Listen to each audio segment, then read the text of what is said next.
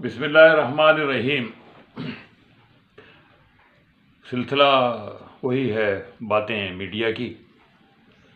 آج اس میں پروگرام کا نمبر ہے 219۔ پچھلی 3 قسطوں میں ہم نے ممتاز ادیب، مصنف، شاعر اور پیشے کے طور پر ایک جج مہدی علی صدیقی کی کتاب بلا کم و کاست کے بارے میں اس کا تعارف پیش کیا تھا۔ اس میں جو کچھ ہے وہ مختصراً اجمالاً بتانے کی کوشش۔ یہ اتنی دلچسپ کتاب ہے کہ اس میں بہت ساری باتیں کم از کم میرے علم میں تو نہیں تھیں۔ پتہ نہیں آپ کی معلومات اس حد تک ہو۔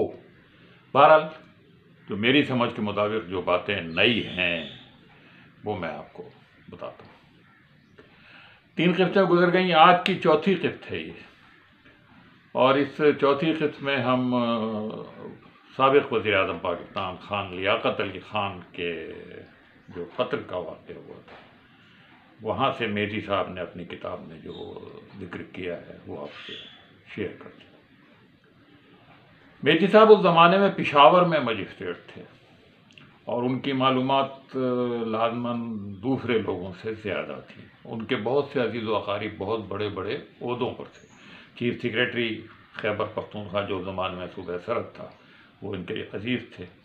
خان عبدالقیوم خان جو وزیر اعلیٰ تھے صوبہ سرحد کے وہ ان کے بہت جاننے والے تھے۔ اسی طرح بے شمار لوگ ان کے جاننے والے تھے وہاں بحیثیت جج کے بھی، اور بہت سارے عزیز اور رشتہ دار ان کے اس زمانے میں صوبہ سرحد۔ لیاقت علی خان کے بارے میں یہ بتاتے ہیں کہ ان کے کسی بہت قریبی ذریعے نے یہ بتایا تھا کہ شہید ملت لیاقت علی خان کو اس بات کا پہلے سے خدشہ تھا کہ ان کی زندگی پر کچھ نہ کچھ اثرات رونما ہو سکتے ہیں، ان کی قتل کی سازش بھی ہو سکتی۔ وہ کہتے ہیں مہدی علی صدیقی صاحب کہ انہوں نے یہ سنا کہ انہوں نے کیبنٹ سیکریٹری جو اس وقت کے تھے چودھری محمد علی جو بعد میں وزیر اعظم پاکستان بنے، ان سے کہا تھا کہ اگر مجھے کچھ ہو جائے تو صوبہ سرحد کے جو رہنما ہیں سردار عبدالرب نشتر ان کو وزیر اعظم بنانے کی کوشش کرنا۔ اور کہتے ہیں کہ اس کے بعد کچھ کوشش ہوئی بھی مگر ان کو نہیں بنایا گیا۔ یہ ایک بہت اہم بات ہے کہ سردار عبدالرب نشتر کی جو شہرت تھی اور کتنے وہ بڑے لیڈر تھے، اگر وہ وزیر اعظم بنتے ان کے بعد تو پھر کیا ہوتا۔ ہوا کچھ یوں کہ خواجہ ناظم الدین جو گورنر جنرل تھے وہ وزیر اعظم بنا دیے گئے، وزیر اعظم گورنر کی جنرل کی جگہ پر غلام محمد جو وزیر خزانہ تھے وہ بنا دیے گئے۔ یہاں سے سازشوں کا باقاعدہ آغاز ہوا ہے اور بعد میں جو نتائج اس کے نکلے تو وہ بہرحال سب کے سامنے ہیں۔ تو یہ ایک نئی بات ہے جو اس میں۔ ایک اور بات اس حوالے سے یہ ہے کہ ان کے قتل کی کوئی خاص سرکاری طور پہ تحقیقات نہیں کی گئیں، ٹالنے کی کوشش کی گئی، اور جو اس میں ملوث پایا گیا تھا آدمی اس کو فوری طور پر گولی مار دی گئی۔ واقعہ تحقیقات تو ہوئی نہیں ڈھنگ سے۔ صاحبزادہ اعتزاز الدین احمد اس زمانے میں کوئی کسی بڑے عہدے پہ تھے، ان کو کوئی تفتیش سونپی گئی تھی، اور کہتے یہ ہیں کہ جب وہ اس کی فائل لے کر کراچی آ رہے تھے راولپنڈی سے تو کہیں وہیں ان کا جہاز کا حادثہ ہوا، اور وہ فائل جس میں انہوں نے کچھ تفتیش کی تھی وہ بھی اسی میں ضائع ہو گئی۔ بہرحال یہ کچھ واقعات ہیں جو مہدی علی صدیقی نے شیئر کیے ہیں لیاقت علی خان کے قتل کے حوالے سے۔ اور انہوں نے ایک بات اور بھی کہی ہے، وہ یہ ہے کہ ایوب خان نے جو اس وقت کمانڈر ان چیف تھے بطور وزیر دفاع وزیر اعظم کو جو فوج کی سیکیورٹی حاصل تھی، جو تحفظ حاصل تھا، ایوب خان نے یہ کہہ کر اس کو واپس لے لیا تھا کہ یہ لیاقت علی خان کی پارٹی کا جلسہ ہے راولپنڈی میں، تو ایک دن پہلے ان سے وہ ساری سیکیورٹی ہٹا دی گئی تھی جو بطور وزیر دفاع اور وزیر اعظم انہیں حاصل تھی۔ واللہ عالم کہاں تک یہ بات صحیح ہے۔ یہ دو باتیں اس حوالے سے تھیں۔ صدیقی صاحب بتاتے ہیں کہ بعد میں پھر ان کا تبادلہ ہو گیا کراچی بطور مجسٹریٹ، اور ان کو پہلی مرتبہ لالو کھیت جو اب لیاقت آباد کہلاتا ہے اس تھانے میں ان کو دفتر بنایا گیا ان کا بطور مجسٹریٹ کے، اور پھر اس مجسٹریسی کے دوران ان کے سامنے ایک ایسا مقدمہ آیا جو بڑا مشہور مقدمہ ہے، اور وہ مقدمہ تھا کن کا؟ مشہور ادیب سعادت حسن منٹو کی کے ایک افسانے کا ہوش نگاری کے الزام میں ان کو پکڑا گیا، پھر ضمانت پر رہا ہو گئے تھے، پھر انہیں عدالت میں پیش کیا گیا، اور ان کا وہ افسانہ تھا اوپر درمیان میں نیچے۔ یہ شاید کسی متمول فیملی تھی کوئی لاہور کی، اس کو سامنے رکھ کر یہ افسانہ لکھا گیا تھا۔ فوج نگاری میں بہرحال ان کے خلاف مقدمہ درج ہوا، اور مزے کی بات ہے کہ بجائے لاہور کے یہ مقدمہ کراچی میں، اور وہ بھی مہدی علی صدیقی کی عدالت میں پیش کیا گیا۔ مہدی صاحب نے وہ افسانہ پڑھا بھی نہیں تھا۔ منٹو صاحب جب ان کے سامنے پیش ہوئے تو وہ کہنے لگے بس آپ جلدی سے فیصلہ کر دیجیے جو بھی فیصلہ کرنا ہے۔ انہوں نے کہا میں نے ابھی پڑھا ہی نہیں ہے، آپ کل تک کا انتظار کریں۔ وہ بڑے مشکل سے کہتے ہیں راضی ہوئے۔ ان کے ساتھ کوئی ایک صاحب آتے تھے، کہنے لگے اگلے دن میں نے وہ پڑھ لیا رات میں افسانہ، اور اگلے دن میں نے ان سے ان پر 25 روپے جرمانہ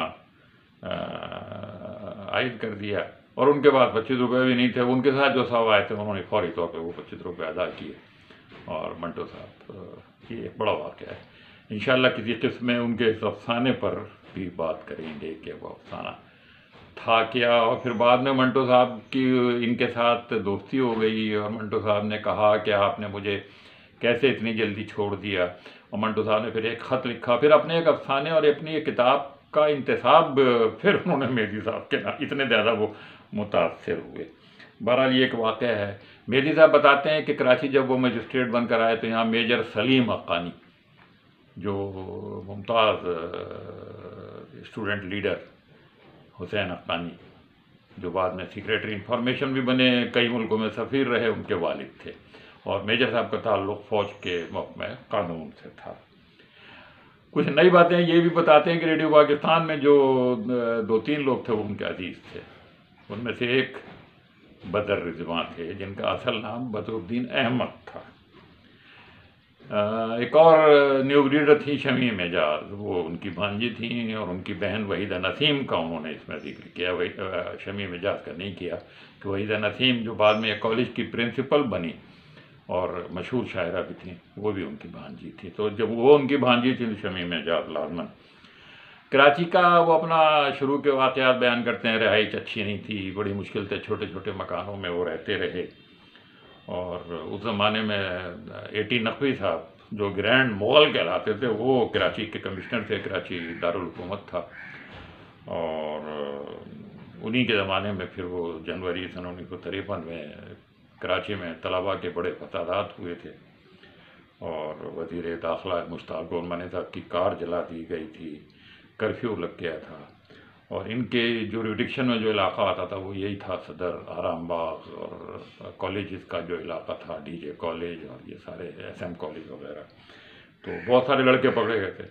ایک بات ضرور یہ بتائیے کہ اس زمانے میں ایک لڑکا بہت ہی لمبا قد میں، کوئی 6.5 فٹ کا ایک لڑکا تھا، نمایاں تھا سب سے، بعد میں وہ بہت مشہور فوٹوگرافر پاکستان کے داؤد صوبانی، وہ بھی پکڑے گئے، اور زیادہ تر لوگ ہمدردی رکھتے تھے اسٹوڈنٹ سے، تو مہدی صاحب نے بھی دھڑا دھڑ ان کی ضمانتیں وغیرہ لے لی، لیکن کچھ لوگ ایسے تھے جو جیل بھیج دیے گئے تھے۔ اب 2000 کے قریب لڑکے پکڑے گئے تھے۔ مسئلہ یہ تھا کہ کیسے ان کو چھوڑا جائے، اور ان پہ سزا بھی لازماً ہونی چاہیے روک ٹوک کے لیے۔ تو مہدی صاحب سے کہا کہ آپ ان کے کیس نمٹائیں۔ انہوں نے کہا میں جیل کے اندر ہی سماعت کرتا ہوں، حیدرآباد کالونی میں رہتے تھے سامنے، تو یہ رات تک شام تک بیٹھ کر انہوں نے فیصلے کیے، اور انہوں نے دھڑا دھڑ اپنا ضمانتیں لے کے، اس زمانے کے بڑے بڑے اسٹوڈنٹ لیڈر جو تھے وہ پکڑے ہوئے تھے، اور وہ زمانے کی بات ہے جب یہ اس وقت یہ وہاں ایڈیشنل ڈسٹرکٹ مجسٹریٹ یہ بن گئے تھے۔ اسی طرح سے یہ ذکر کرتے ہیں کہ مولانا حسن ریاض جو پاکستان بننے سے پہلے مسلم لیگ کے ترجمان اخبار منشور کے ایڈیٹر تھے، قائد اعظم تھے انہیں، جب وہ پاکستان آ گئے تو یہاں رہائش کے لیے مسئلے پیدا ہوئے۔ لیاری میں کی جو پرانی بہار کالونی تھی وہاں ایک بہت چھوٹے سے مکان میں رہتے تھے، تو ان کو پیشکش کی گئی کہ بھئی آپ جو ہے وہ حاجی رضا صاحب نے بلا کر ان کو کہا کہ میں آپ کو ایک فلیٹ الاٹ کروا دیتا ہوں بندر روڈ کے آس پاس۔ فلیٹ کے نام سے حسن ریاض صاحب پرانے آدمی تھے، چڑ گئے اور کہنے لگے آپ دلی کے ہیں، دلی کے شرفا میں سے ہیں، لکھنؤ کے آپ شرفا میں سے ہیں، آپ نے کبھی وہاں کے شرفا کو کوٹھوں پہ رہتے دیکھا ہے؟ اور یہ کہہ کے اپنی چھڑی ان کی طرف نشانہ کرتے ہوئے اور وہاں سے نکل گئے۔ تو بعد میں کہتے ہیں جب اسکندر مرزا گورنر جنرل بن گئے، وہ بھی ان کو جانتے تھے اور انہوں نے ریپبلکن پارٹی بنائی، تو ان کا ارادہ یہ تھا کہ وہ بھی ایک اخبار نکالیں ہیں مسلم لیگ کے مقابلے میں۔ تو انہوں نے حسن ریاض صاحب سے رابطہ کیا کہ آپ اس کے ایڈیٹر بن جائیں، اور ایک جملہ یہ کہا کہ اخبار آپ چلائیں گے، پالیسی اس کے مالکان کی ہوگی، یعنی پیسہ کچھ اور سرمایہ داروں سے لگوا رہے تھے۔ حسن ریاض صاحب ناراض ہو گئے اور انہوں نے اس وقت کے سمجھ لیں آپ گورنر جنرل تھے اسکندر مرزا، ان سے کہا کہ نہیں، پالیسی اگر ہوگی تو میری ہوگی، ایڈیٹر میں ہوں، مالکان کی پالیسی۔ یہ اس زمانے کے صحافیوں کا کردار تھا۔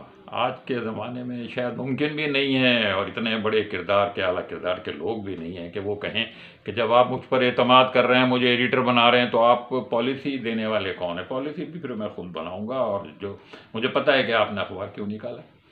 تو بہرحال یہ ضمناً ایک بات یہ آ گئی کہ اس طریقے سے کہ لوگ بھی اس زمانے میں موجود تھے۔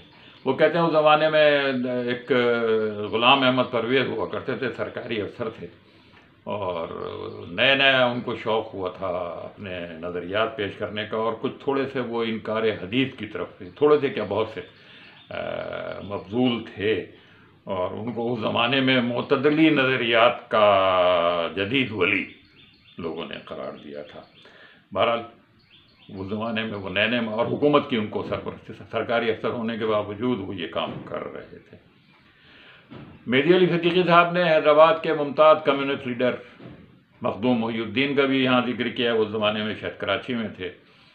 وہ کہتے ہیں کہ اسٹالن کی شان میں انہوں نے ایک نظم کہی تھی، وہ نظم جو تھی وہ تھی کہ قافلہ سالار میرا اسٹالن، اور یہ ہندوستان بھر میں جو کمیونسٹوں کے جلسے ہوتے تھے ان میں یہ گائی جاتی تھی۔ تو بہرحال یہ ایک بہت ہی دلچسپ سمجھ لیں آپ قصہ ہے جو اپنے مہدی صاحب نے۔ انشاءاللہ اگلی قسط میں پھر کچھ ایسی دلچسپ باتوں کے ساتھ انور سے پھر حاضر ہوگا۔ آپ اسے اجازت دیجیے، اللہ حافظ۔